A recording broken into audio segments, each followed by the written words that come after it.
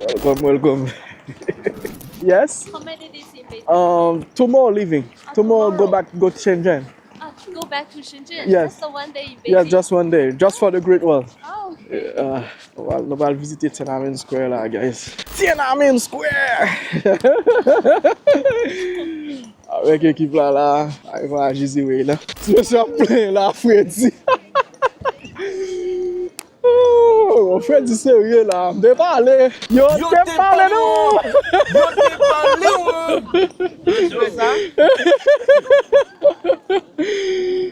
Dentro da ça, là, il va te quoi? Là, monsieur, Tiananmen Square. The angels up in the clouds are jealous, knowing we found something so wild. Of the ordinary, you got me kissing the ground. Who saved you right? Shadow me when you done. Oh Lord, we coming in proud. The angels up in the clouds are jealous, knowing we found something so wild. Of the ordinary, you got me kissing the ground. Who saved you right? Shadow me when you Là, nous la cité interdite, nous l'avons jardin un peu d'autrefois.